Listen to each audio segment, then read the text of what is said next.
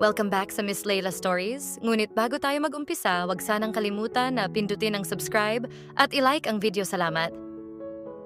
Tawagin niyo na lamang ako sa pangalan na Delphine Miss Layla.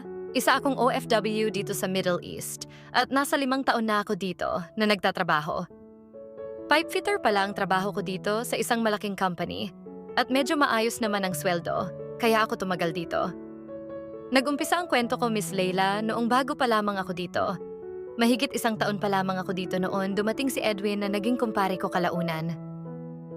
Actually, marami silang dumating dito na newly hired na Pilipino na galing sa bansa natin. At si Edwin ang napunta sa room namin dahil meron pang isang bakante. Yung ibang mga kasamahan naman niyang dumating ay napunta sa ibang room. 4 pala kami dito sa room namin, Miss Layla, at naging magkaibigan kami ni Edwin. At ako ang palaging tumutulong sa kanya. Alam ko kasi yung pakiramdam dahil first time din niyang mag-abroad. Kwento pa nga niya bagong panganak lang daw ang asawa niya nang umalis siya, kaya nahirapan siyang mag-adjust lalo na at first baby nila yon. Ganun talaga kailangan natin magsakripisyo para sa kinabukasan ng ating pamilya. Dahil sa naging malapit na kaming magkaibigan ni Edwin, kinuha niya akong ninong sa binyag ng kanilang anak kahit nandito kami sa abroad. Lumipas pa ang panahon, Miss Layla. Natapos ko na unang kontrata ko at magbabakasyon na ako sa Pilipinas. Nakiusap naman si paring Edwin na magpapadala daw siya ng bagong cellphone para sa kanyang asawa pag-uwi ko at pumayag naman ako dahil magkumpare naman kami.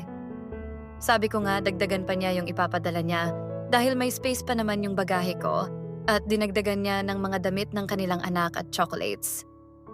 Ang usapan namin ni paring Edwin ay sasalubungin ng kanyang asawa sa airport ang padala niya. Ngunit sabi ko sa kanya, ihahatid ko na lang sa bahay nila dahil kabisado ko naman ang kanilang lugar sa Santa Rosa dahil nagtrabaho ako doon dati at may mga kamag-anak pa ako doon. Nagpasalamat naman si paring Edwin para daw hindi na mahirapan ang kanyang asawa na magbiyahe papuntang airport at ibinigay na lamang niya ang number ng kanyang asawa sa akin. Kontakin ko na lang daw ang misis niya kapag pupunta na ako sa bahay nila. Fast forward, nakarating na nga ako sa bahay namin, Miss Layla. Dito lang pala sa Quezon City ang bahay namin at sinulit ko muna na makapiling ang asawa at anak ko. Pagkatapos ng 3 araw mula nang makauwi ako, nagchat ako kay paring Edwin na ihahatid ko na ang padala niya sa bahay nila at sasabihin daw niya sa misis niya. 5:00 pa lang ng umaga ay nasa bus terminal na ako papuntang Santa Rosa. Ang plano ko kasi, Miss Layla, pagkahatid ko sa padala ni paring Edwin sa misis niya, ay papasyalan ko muna ang mga kamag-anak ko sa lugar na yon. Dapat nga isasama ko yung asawa ko pero may trabaho kasi siya, kaya inagahan ko na lang upang maaga din ako makauwi. Nang makasakay ako ng bus, tinawagan ko ang asawa ni Edwin na nasa biyahe na ako. Sabi naman niya, nasa bahay lang daw siya, hihintayin daw niya ako. Hanggang sa nakarating na ako sa Balibago at saka ako sumakay ng jeep papunta sa kanila. Pagkababa ko ay naglakad na ako papasok sa kanilang village, patungo sa address na ibinigay ni paring Edwin. Nang nakarating na ako sa tapat ng bahay nila, ay agad akong kumatok. Pagkabukas ng pintuan ay nagulat ako dahil isang magandang babae ang nakita kong nagbukas ng pintuan.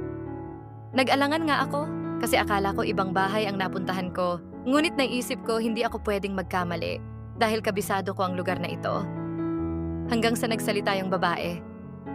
Pare, mabuti naman at nahanap mo ang bahay namin. Halika, pumasok ka muna. Wika niya sa akin. Hindi agad ako nakapagsalita. Miss Layla, hindi ko kasi akalain na ito palang babae na ito ang asawa ni paring Edwin. Napakaganda niya, maputi at mukhang dalaga pa. Naisip ko na kung ganito kaganda ang asawa ko, hindi ko talaga iiwanan para mag-abroad lang. Hoy! Pare, bakit tahimik ka dyan? Pumasok ka muna para magmerienda. Muling wika niya. Sige mare, hindi rin ako magtatagal. Sagot ko naman, ngunit naisip ko nakakahiya naman kung tatanggi ako, kaya pumasok na lang ako at para na rin makita ko ang inaanak ko. Ngunit hindi ko mapigilan na tumingin sa likuran ni Maring Jenny habang nakasunod ako sa kanya. Naka-short lang kasi ito.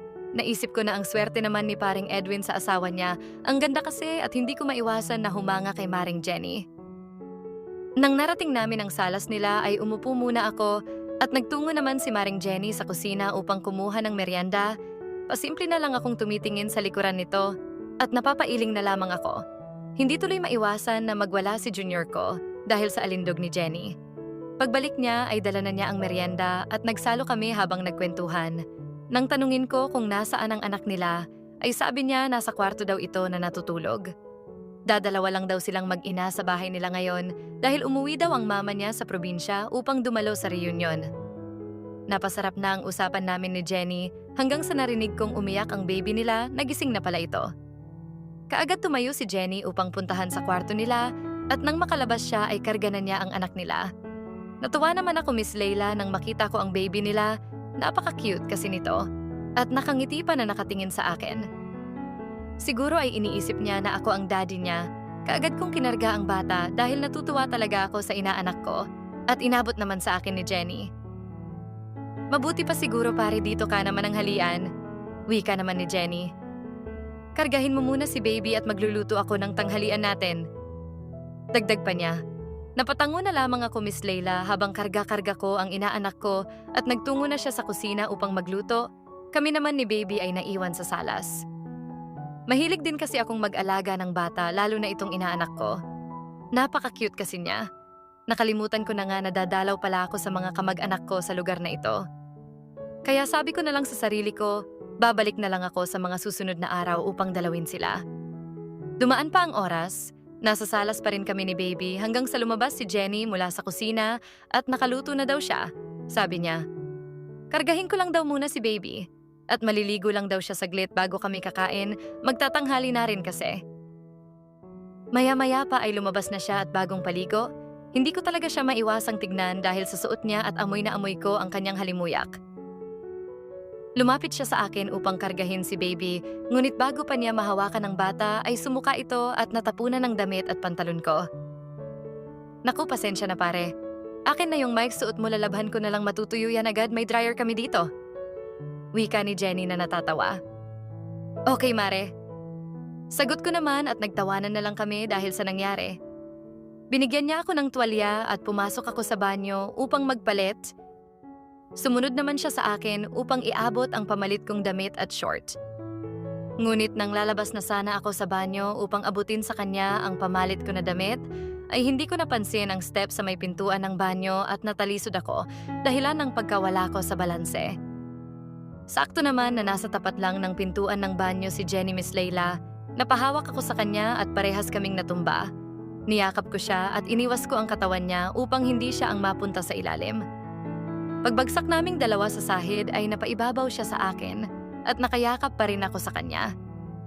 Hindi kami kaagad nakakilos sa oras na yon, Miss Leila, parang bang may kuryente na dumaloy sa katawan ko dahil sa eksenang iyon. Parehas kaming walang imik at nakatinginan na lamang kami habang magkadikit ang aming katawan. Nang tumayo na kami ay hindi ko napansin na natanggal pala yung tuwalya na nakatakip sa akin at napatungo ang kanyang paningin sa junior ko. Napansin ko ang pagkagulat sa kanyang mga mata nang makita niya iyon dahil nabiyayaan din kasi ako ng kalakihan at nagpabago ng kanyang kinikilos.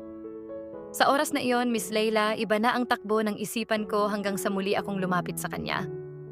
Gusto mo bang hawakan? Lakas loob kong tanong sa kanya. Hindi siya umimik, ngunit timingin lang siya sa akin.